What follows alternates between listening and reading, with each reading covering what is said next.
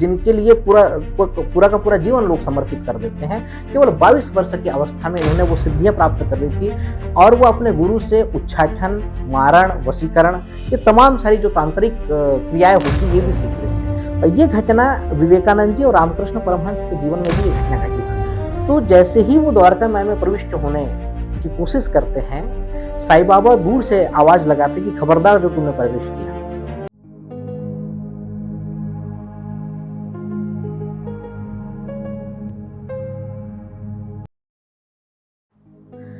श्री जी के साईं बाबा को यदि बाह्य दृष्टिकोण से यदि आप देखते हैं कुछ एक विषय को, तो बड़े विरोधाभास आपको दिखेंगे। बाहर से बड़ा विरोधाभास प्रतीत होता है, क्योंकि जिन साधकों ने संन्यास लेने की चेष्टा की गृहस्थों को त्याग करके, तो साईं बाबा ने उनको गृहस्थ में रह करके अपनी भक्ति मार्ग पर चलते हुए आध्यात्मिक उन्नति करने की सलाह दी। और जो लोग गृहस्थ में रहना चाह रहे थे और गृहस्थ में रह करके आध्यात्मिक उन्नति करना चाह रहे थे, बाबा ने उनको बलपूर्वक आप कह सकते हैं संन्यास की ओर मोड़ा। तो ये दोनों बातें बड़ी विरोधाभासी प्रतीत होती है। यदि हम उपासनी महाराज का एक उदाहरण ले, तो उपासनी महाराज श्रीडी में नहीं रहना चाह रहे थे साईं बाबा के सानिध्य में। वो चाह रहे थे कि वो गृहस्थ की ओर चले जाए। उनका अपने पत्नी, अपने भाई बंधुओं में उनकी आसक्ति थी और वो घर जाने के लिए काफी उन्होंने प्रयास किया, लेकिन साईं बाबा ने बलपूर्वक उनको श्रीडी में रहने के लिए मतलब मजबूर कर दिया। वो एक बार कोपरगांव भी चले गए थे जाने के लिए, बाबा से अनुमति लिया उन्होंने और उन्होंने कहा कि मैं जा रहा हूं अपने घर। वो कोपरगांव गए, लेकिन उनको फिर से वापस आना पड़ा और बाबा ने उनको फिर आध्यात्मिक मार्गदर्शन दिया। किस साधक की चेतना किस स्तर पर है, इसका विश्लेषण केवल सद्गुरु ही कर सकता है, कोई और नहीं कर सकता। क्योंकि हर एक साधक, हर एक जो भक्त है, आध्यात्मिक साधक है, उसके पूर्व जन्म के जो संचित आध्यात्मिक कर्म हैं, वो इस जन्म में, जिस जन्म में वह अभी होता है, उसके साथ रहते हैं। तो किस साधक के लिए क्या उपयुक्त होगा, उसके लिए ये तय आपका सद्गुरु ही करता है, वो आप निजी तौर पे तय नहीं कर सकते हैं। क्योंकि आध्यात्मिक मार्ग काफी गूढ़ है, काफी रहस्यमयी है और पग पग पे इस पे परीक्षाएं हैं। यदि हम उपासनी महाराज की यदि बात करें, तो उनकी आध्यात्मिक यात्रा लगभग पूर्णता की ओर थी, लेकिन वो वापस गृहस्थ में जा करके फिर से उस यात्रा को जो है वो अवरुद्ध कर देते हैं। उनको फिर और आध्यात्मिक उन्नति के लिए और ज्यादा समय लगता है यदि वो गृहस्थ में प्रविष्ट हो जाते हैं, और साईं बाबा इस बात को जानते थे। और साईं बाबा ने उनको अपने सानिध्य में रख करके 4 वर्षों तक उन्होंने अपने सानिध्य में श्रीजी में उनको रखा, खंडोबा के मंदिर में, और 4 वर्षों में उनको पूर्ण सद्गुरु बना दिया। ये बाबा ने किया। तो किसके लिए क्या उपयुक्त होगा, ये साईनाथ महाराज तय करते हैं। और कुछ एक विषयों में आप देखेंगे जिसकी हम चर्चा आज करने जा रहे हैं, उसमें साधक ये चाह रहा है कि वो सन्यास की ओर जाए, गृहस्थ आश्रम को छोड़ करके। तो बाबा उनको सन्यास से मोड़ करके गृहस्थ की ओर रख रहे हैं, क्योंकि अभी कुछ एक ऐसे बंधन हैं जो पूर्ण नहीं हुए हैं। अगर वो अभी सन्यास ले ले तो आगे चल करके उनकी आध्यात्मिक उन्नति में कहीं ना कहीं पर कुछ रोड़ा अवश्य आ सकता है, कुछ बाधाएं आ सकती है। तो उस कर्म बंधन को पूर्ण करने के लिए साईं बाबा फिर से उनको गृहस्थ में भिजवाते हैं और वहीं पर उनकी आध्यात्मिक उन्नति करते हैं, उनका मार्गदर्शन करते हैं। आज हम जिस शख्सियत की बात करने जा रहे हैं, उनका नाम है कृष्णजी काशीनाथ जोशी।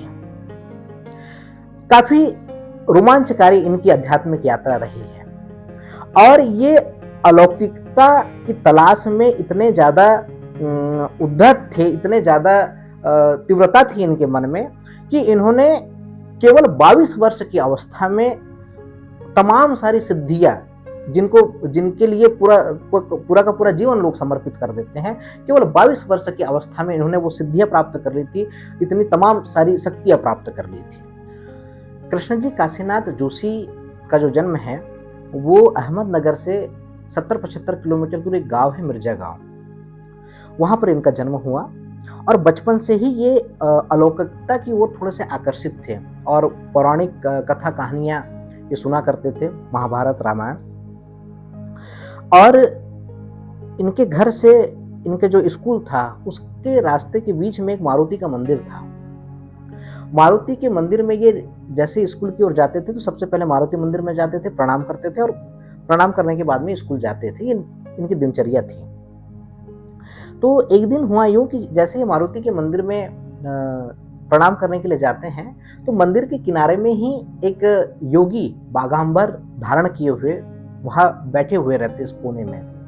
तो जैसे ही ये बालक जो है कृष्ण जी काशीनाथ जोशी उनको देखता है, उनको देखने के बाद वो सबसे पहले मारुति मंदिर में जाता है। मारुति मंदिर में जाकर मारुति जी को प्रणाम करता है, फिर वो बाहर आता है और उस योगी को, जो बागांबर धारण किए हुए उस योगी को प्रणाम करता है।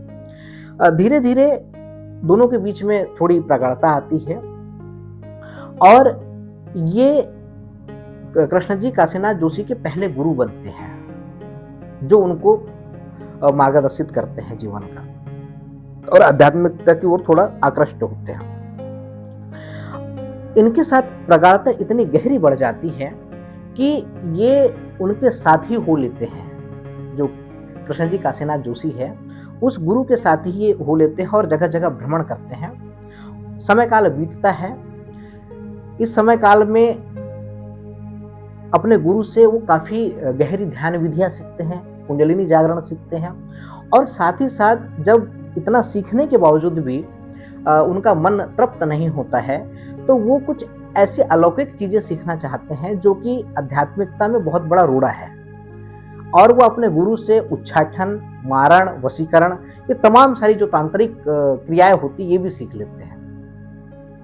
आध्यात्मिकता में ये स्वाभाविक है ये होना किसी भी साधक के लिए कि उसको एक अलौकिक चीज का बड़ा ही आकर्षण होता है।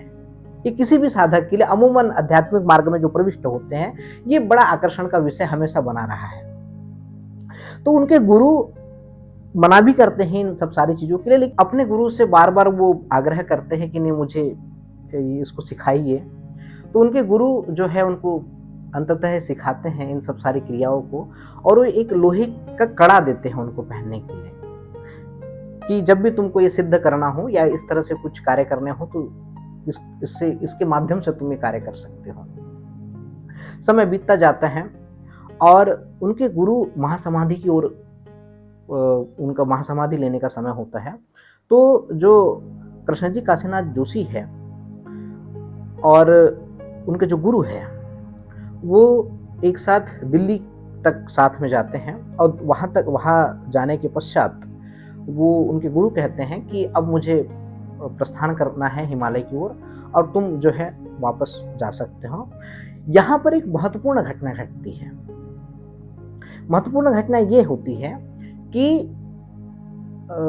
उनके गुरु ये कहते हैं कि अब आपके जीवन का आध्यात्मिक जो मार्गदर्शन है वो मेरे जो बड़े भाई है शिरडी के साईं बाबा वो करेंगे और तुमको उनके पास जाना है।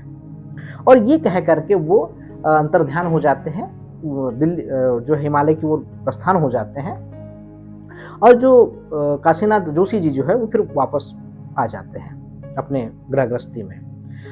यहाँ पर एक बात मैं आपको स्पष्ट कर दूं कि जिस तरह से इनके गुरु जो योगी गुरु रहे काशीनाथ जोशी जी के, उन्होंने शिरडी के साईं बाबा को एक बड़ा भ्राता के रूप में संबोधन किया है।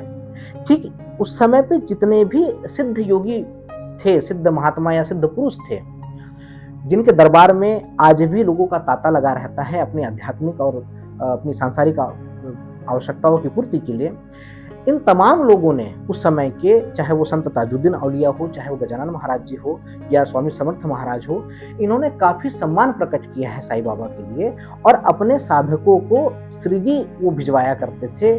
जब उन्होंने समाधि ली, चाहे वो गजानन महाराज हो या स्वामी समर्थ महाराज हो, इन्होंने आगे के मार्गदर्शन के लिए शिरडी के साईं बाबा के पास में भिजवाया अपने साधकों को, अपने शिष्यों को। और संत ताजुद्दीन औलिया और टेम्बे स्वामी, जिनका जिक्र साईं चरित्र में भी आता है, इन्होंने साईं बाबा को अपने बड़े भ्राता के रूप में जो है संबोधन किया है। तो इतना जो है सम्मान किया करती थी साईं बाबा का उस समय पे, उस समय के जो पहुंचे हुए संत थे। तो जब वो वापस आते हैं अपने गाँव, अपने गृहस्थी में, तो उनको तमाम सारी चीज़ें जो है वो हासिल हो गई होती है और इन और इनकी उम्र काफ़ी कम होती है उस समय पे, मात्र 22 वर्ष की अवस्था होती है जब ये तंत्र मंत्र और ये सब वशीकरण उन्होंने सीखा हुआ होता है। तो उनके पास में इन सिद्धियों से, इन तांत्रिक विद्याओं से वो हवा से मिठाइयाँ प्रकट कर लेते थे, पेड़े प्रकट कर लेते थे और जो लोग उनके सामने होते थे उन लोगों को वो खिलाते भी थे। तो इस तरह से उन्होंने सिद्धियाँ हासिल कर ली थी। समय काल बदलता है और समय आता है जब कृष्णजी काशीनाथ जोशी श्रीजी उनका आना होता है साईं बाबा के पास में।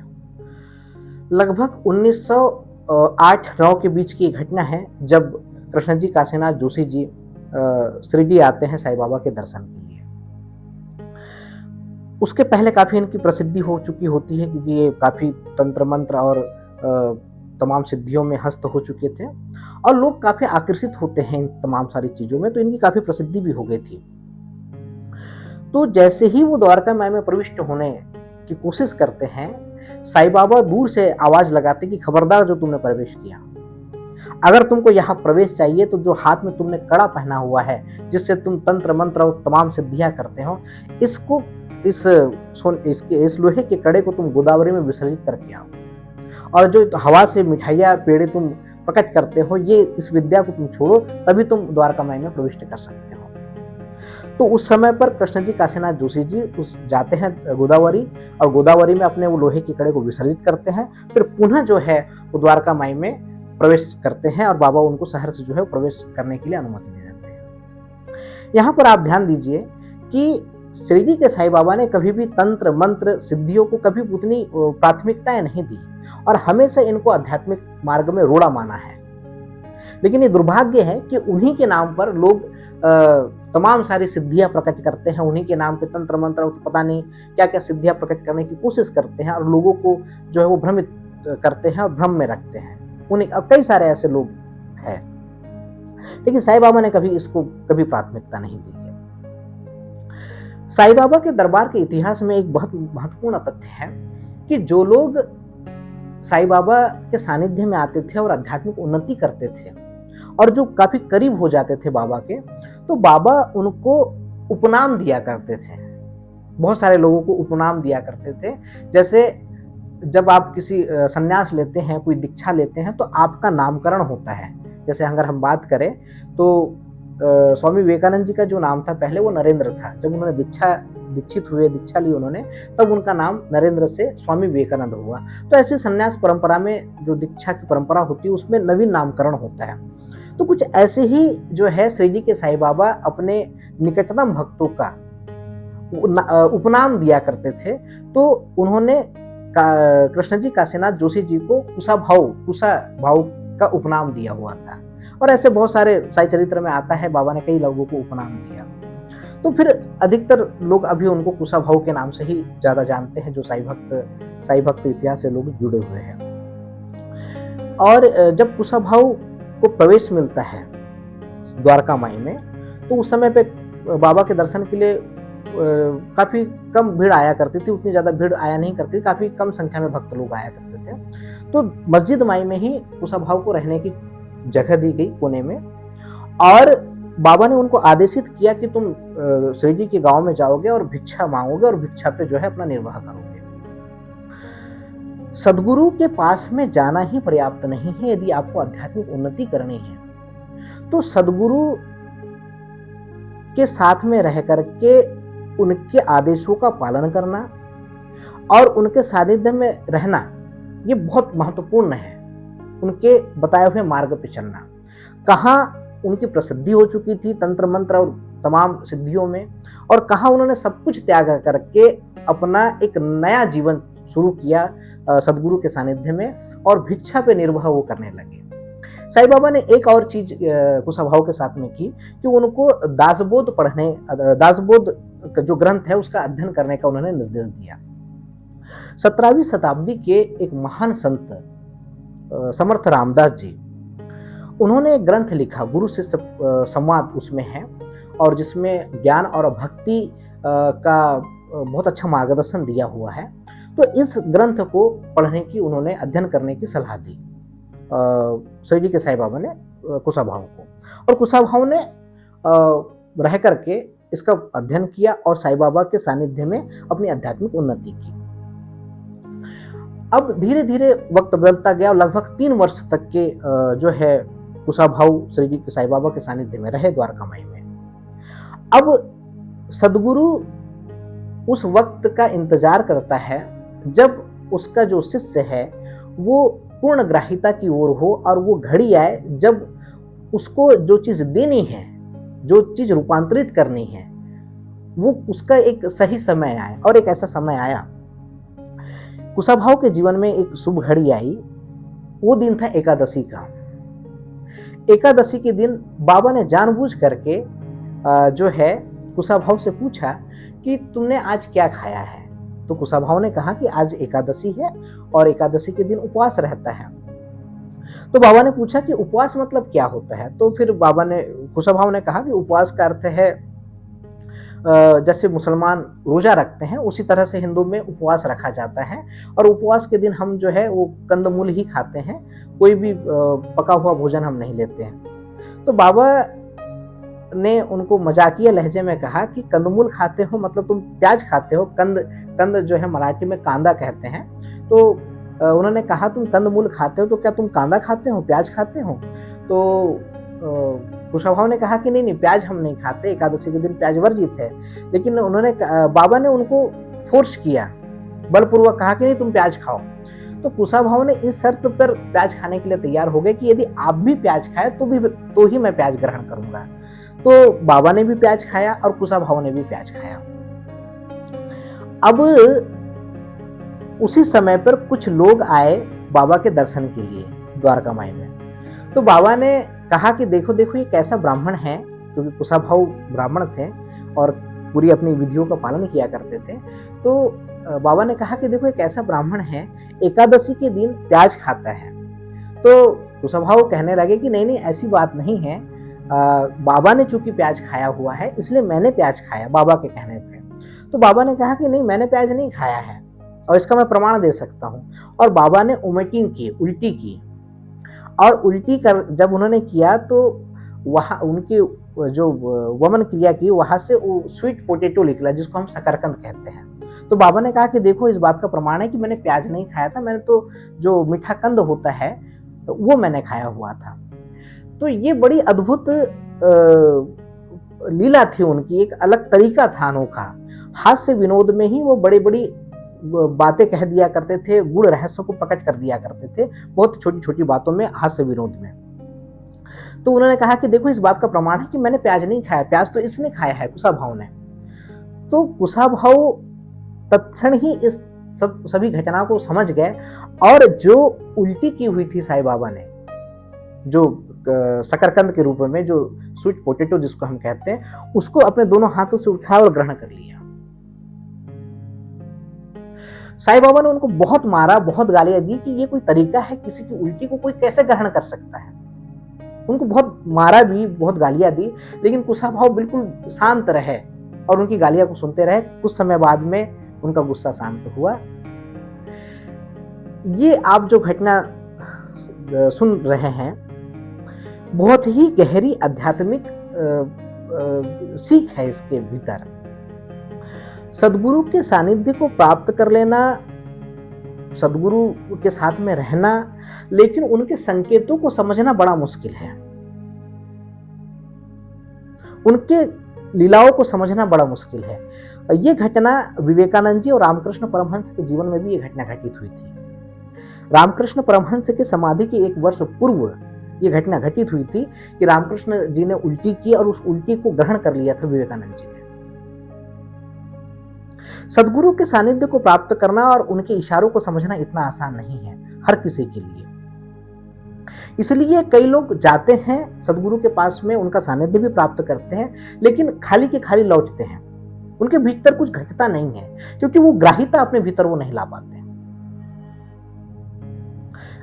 चाहे वो गौतम बुद्ध हो, चाहे वो महावीर हो, चाहे वो कृष्ण हो, हजारों लोग उनके पास में गए होंगे, उनका सानिध्य प्राप्त किया होगा, लेकिन कितने लोग हैं जो परमार्थ की ओर मुड़ पाए, जिन्होंने आत्मोन्नति की, उंगलियों पे गिने जा सकते हैं। लेकिन कुशाभाऊ इस विषय में काफी सौभाग्यशाली रहे कि उन्होंने सदगुरु का सानिध्य भी प्राप्त किया और उनकी लीलाओं को भी समझा, उनके इशारों को भी समझा। अन्यथा कोई कैसे किसी की उल्टी को, चाहे कितना भी श्रद्धावान कोई भक्त हो, लेकिन उल्टी को ग्रहण करना इतना आसान नहीं है। बाबा ने जब वो शांत हुए, ये घटना घटित हुई, उसके बाद में तो साईं बाबा ने कुशाभाऊ के सर पे हाथ रखा और कहा कि मैं तुझे आशीर्वाद देता हूं कि तू जब भी मेरा स्मरण करेगा, मेरा ध्यान करेगा, तो तेरे हाथों में द्वारकामाई की उदी प्रकट होगी। ये जो है आशीर्वाद प्राप्त हुआ कुशाभाऊ को, और उस दिन से उनका पूरा का पूरा जीवन रूपांतरित हो गया। आगे चल के उनको बाबा ने गुरु चरित्र का पारायण करने का भी आदेश दिया। 108 बार उन्होंने पारायण करने का आदेश दिया हुआ था और इसका कुशाभाऊ ने पालन भी किया। तो इस तरह से बाबा ने कुशाभाऊ का जीवन परिवर्तित किया और लगभग 3 वर्ष तक के वो साईं बाबा के सानिध्य में रहे। उसके बाद में फिर और भी उनका आना जाना होता गया।